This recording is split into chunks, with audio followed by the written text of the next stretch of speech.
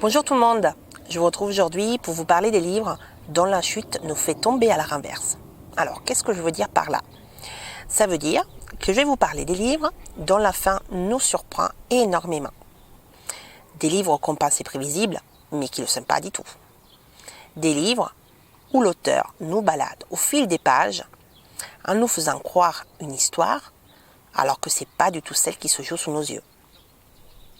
Et on commence tout de suite par un livre de mon autrice chouchou, Marie Vareille. Je vais vous parler de La vie rêvée des chaussettes orphelines. C'est l'histoire d'Alice, une Américaine fraîchement débarquée à Paris, avec l'objectif de repartir à zéro et de se reconstruire. Elle cache un lourd secret, fait des cauchemars, a des troubles obsessionnels et des crises d'angoisse. Mais le drame dont elle a été victime la poursuit. Et ce drame est loin de tout ce que vous pouvez imaginer. Je ne vous en dis pas plus, bien sûr. Je vous laisse découvrir La vie rêvée des chaussettes orphelines. Je voulais vous parler ensuite de ce livre d'Amélie Antoine, Fidèle au poste. Alors, là, c'est l'histoire d'un couple parfait en apparence, jusqu'au jour où la femme est trouvée morte suite à une baignade matinale à la mer. L'époux a beaucoup de mal à se remettre du décès de celle qu'il aime.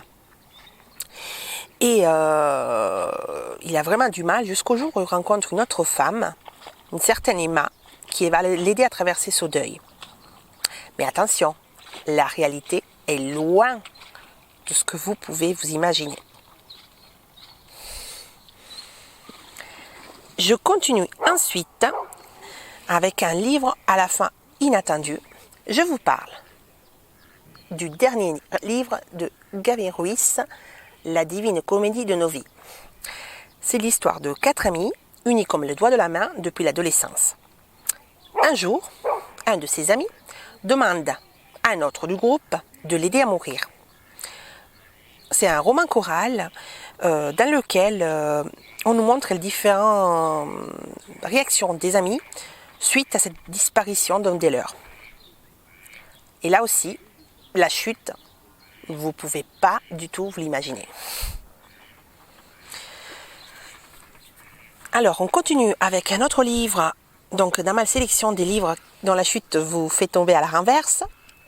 Et c'est le livre de Mélusine Huguet, Un jour de plus de ton absence, qui vient de paraître chez Charleston. Donc, c'est l'histoire d'une jeune femme qui apprend qu'elle est enceinte, mais décide de ne pas révéler à ses proches cette grossesse, ou alors que très tardivement.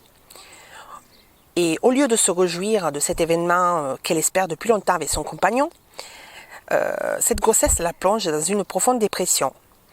Le livre alterne les parties au présent et l'écriture du journal de l'héroïne.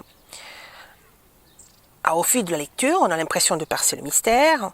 On se dit, ben voilà, j'ai compris. Mais en fait, non, pas du tout. La réalité est bien différente de ce à quoi on s'attend. Et je vais terminer ma petite sélection avec un livre qui n'est pas encore paru, qui va paraître très prochainement, début mai, aux éditions du Rocher. Je vous parle de Plus immortelle que moi, le dernier livre de Sophie Herionnet. Alors là, c'est l'histoire de Mathilde qui se déroule dans une maison de repos où elle est placée suite à un burn-out. Le livre raconte sous forme de journal qu'on lui a demandé de remplir dans un but thérapeutique son séjour à la maison de repos. Elle raconte son quotidien, mais également toutes les raisons qui l'ont conduite à arriver là aujourd'hui. Et je vous assure, vous n'êtes pas prêt de comprendre les raisons de son mal-être. Voilà. Alors, je vous ai fait ma petite sélection de 5 livres dont la chute nous fait tomber à la renverse.